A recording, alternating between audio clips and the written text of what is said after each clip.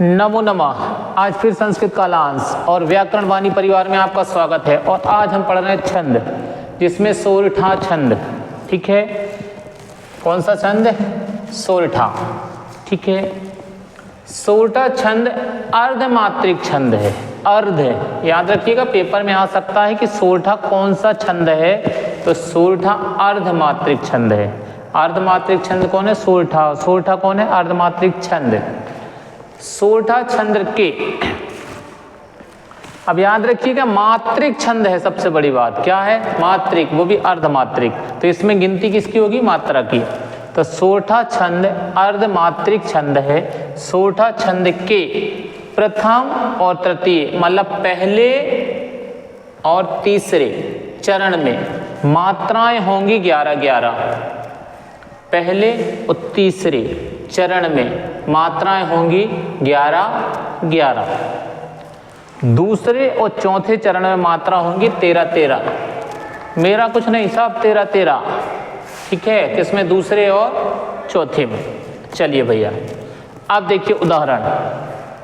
सोरठा छंद अर्धमात्रिक छंद है। सोरठा छंद के पहले और तीसरे चरण में 11-11 मात्राएं, दूसरे और चौथे चरण में 13-13 मात्राएं होती हैं। ठीक है, अब हम इसका उदाहरण क्या करते हैं? अब इसको मात्राओं की गिनती करें भैया।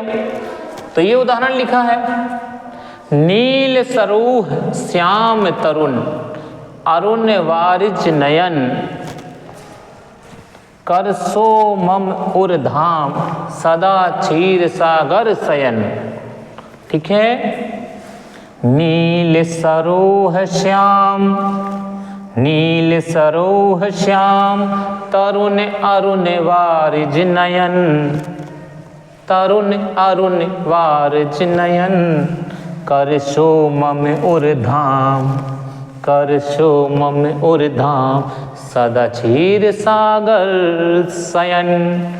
चलिए भैया, आप गिनती, मात्रिक छंद है तो मात्राओं की गिनती होगी। पहला, बड़ी मात्रा, ये आपको पता है कि जो बड़ी मात्रा रहती है उसको एस से गिनते हैं, इसको कहते हैं गुरु, और इसकी संख्या होती है 2।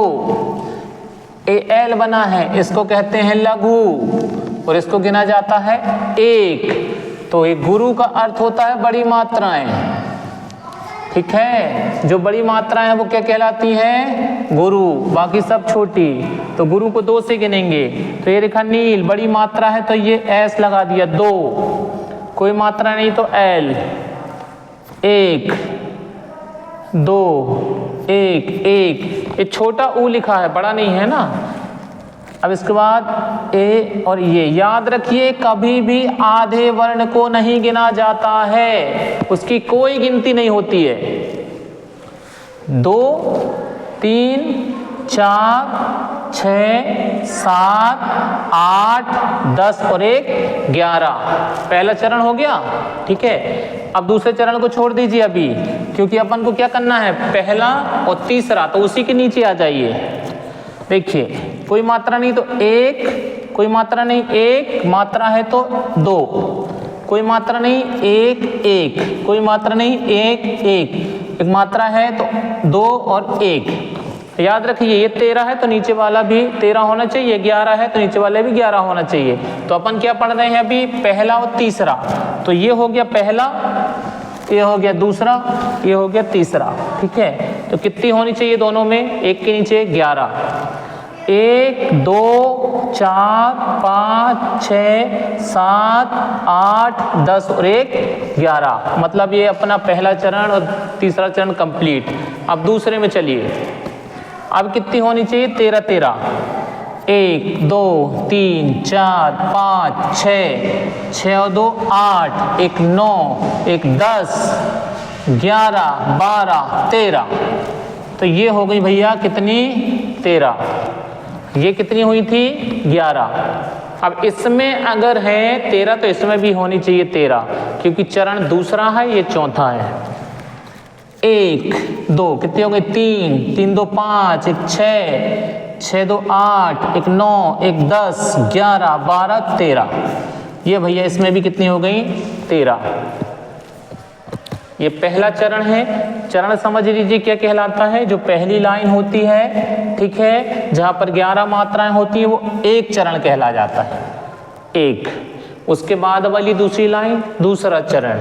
इसके बाद ये देखो 1 2 3 4, 4 लाइन मतलब 4 चरण।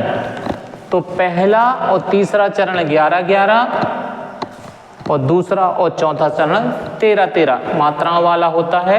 तो ये एक बार देख लीजिए, बार बार घर पे एक बार प्रैक्टिस कर लीजिए, निश्चित आपसे बनेगा। धन्यवाद।